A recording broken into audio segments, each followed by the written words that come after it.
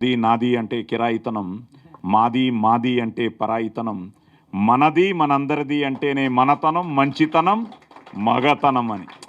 So మనది మనది మన మన AB6 మనం మన మన వేదిక అని మనం ఫీల్ అయితేనే నిజంగానే ఒక బ్రహ్మాస్త్రంలాగా ఈరోజు ఇది మన ముందుకెళ్తోంది. 5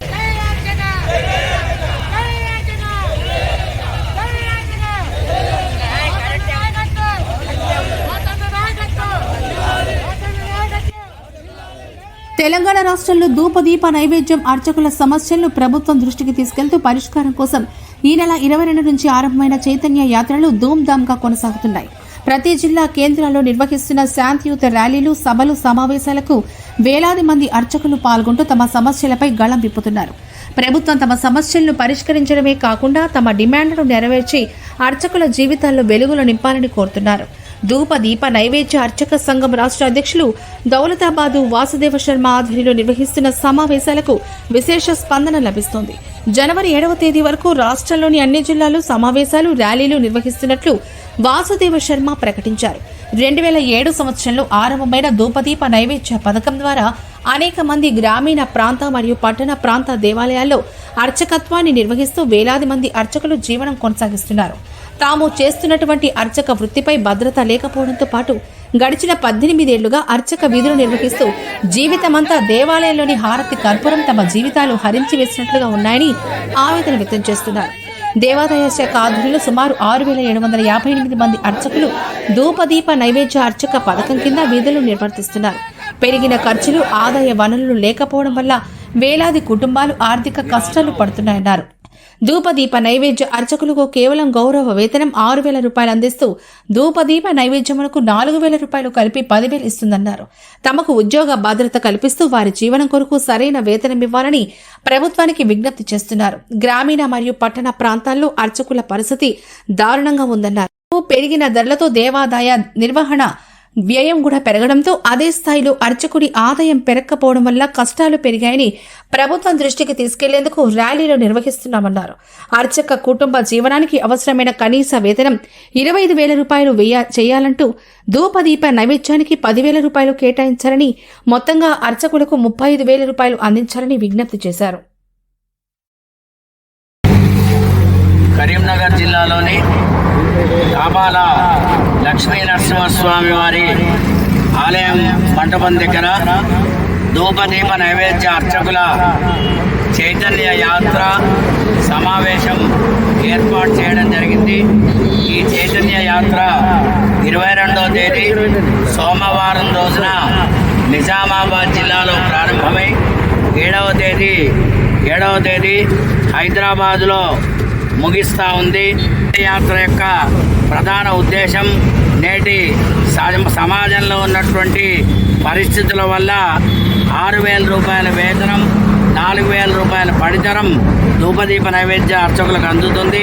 అది ఏమాత్రం కూడా నేటి ప్రమాణాలకి సరిపడే పరిస్థితి లేదు.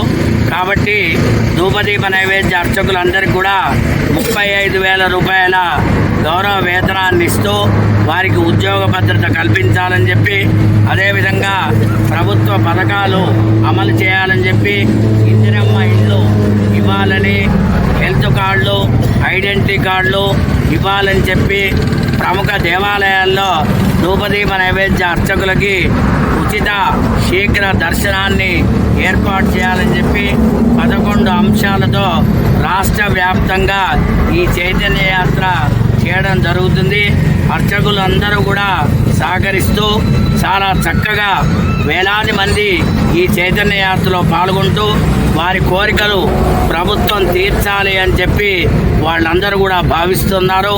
మాన్య రాష్ట్ర ముఖ్యమంత్రి వర్యులు రేవంత్ రెడ్డి గారు, దేవాదాయ శాఖ మంత్రివర్యులు గౌరవ శ్రీమతి కొండా సురేఖ గారు మా ధూపదీప నైవేద్య అర్చకుల యొక్క కష్టాల్ని, సాధక బాధకాల్ని గమనించి మాకు కనీస వేతనం 35,000 రూపాయలు ఇస్తూ ఉద్యోగ భద్రత కల్పించాలని చెప్పి ధూపదీప నైవేద్య అర్చక సంఘం తరఫున మేమందరం కూడా విజ్ఞప్తి చేస్తూ ఉన్నా అని చెప్పి నేను మరీ మనవి చేస్తూ ఉన్నాను.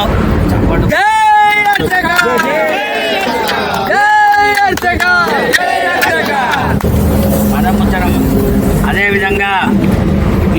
చైతన్య యాత్రను కొంతమంది దుష్ప్రచారం చేస్తూ ప్రభుత్వానికి ఏదో వ్యతిరేకంగా ఈ ధూపదీప నైవేద్య అర్చకులు చేస్తున్నారని చెప్పి కొంతమంది సృష్టిస్తున్నారు.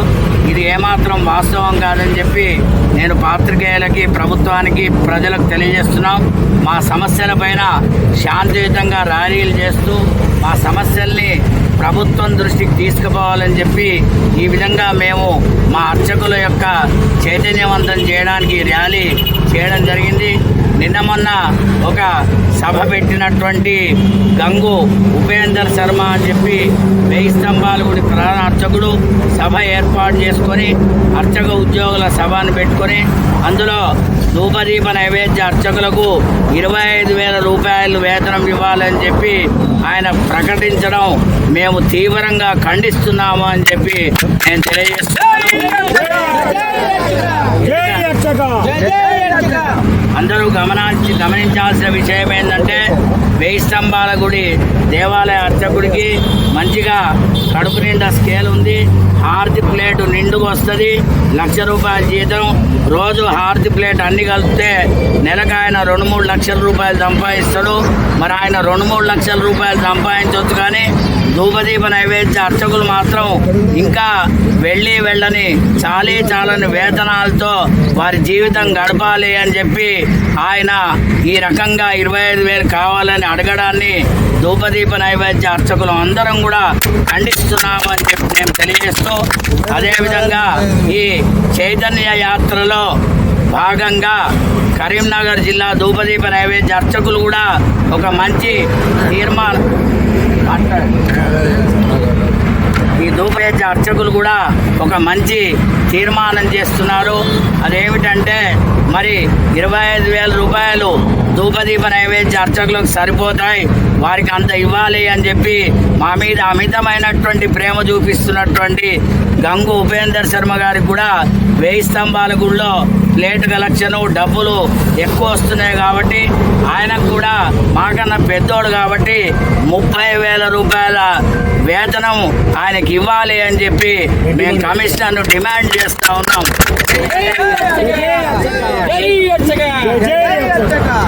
ఎందుకంటే వారికి కూడా మేము చెప్పేది ఒకటే, మీ పని మీరు చూసుకోండి, మీ వ్యవహారం మీరు చేసుకోండి. అనవసరంగా ధూపదీప నైవేద్య అర్చకుల జోలికి మళ్ళీ కనుక వస్తే మీకు అనేక ఇబ్బందులు జరుగుతాయని చెప్పి నేను వారికి తెలియజేస్తూ, వారి వెంట కొంతమంది ధూపదీప నైవేద్య అర్చక సంఘ నాయకులు తొత్తులుగా ఉండి చెంచాగిరి చేస్తూ వారి అడుగులకు మడుగులు ఒత్తుతున్నారు. మీకు కూడా ధూపదీప నైవేద్య అర్చకులు తగిన బుద్ధి చెప్తారని చెప్పి తెలియజేస్తున్నాను. సమస్యలపైనే వారి పోరాటం.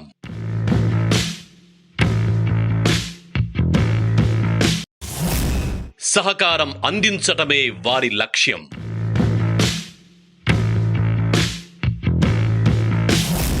సంప్రదాయబద్ధంగా కార్యక్రమాలు,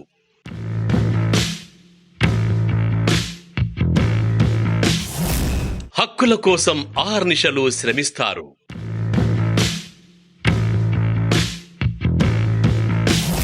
కష్టాల్లో ఉన్నవారి కన్నీరు తుడిచే మన నేతలు,